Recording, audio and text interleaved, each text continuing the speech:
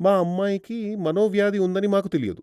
ఇప్పుడే ఎవరో చెప్పి ఒక సైకియాట్రిస్ట్ దగ్గరికి వెళ్ళాం. అక్కడ కొన్ని మందులవి ఇచ్చారు. ఆ అమ్మాయి వేసుకుంటోంది. సరే ఆ అమ్మాయిని పిలవండి అని చెప్పాను.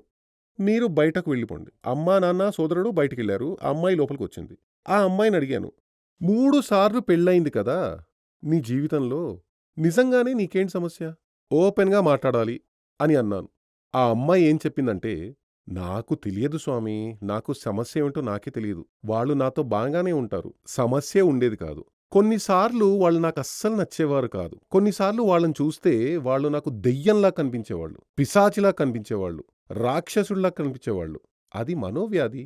ఆమెకి భర్త పిశాచిలాగా, రాక్షసుడిలాగా కనిపిస్తున్నారు. నేనడిగాను, వాళ్ళెవ్వరైనా నిన్ను కొట్టారా? లేదు. తిట్టేవాళ్ళా? లేదు. ఒకతను మాత్రం కొంచెం తాగేవాడు. అతనొక్కడే. మందు తాగేవాడు. మిగిలిన వాళ్ళకి ఆ అలవాటు లేదు.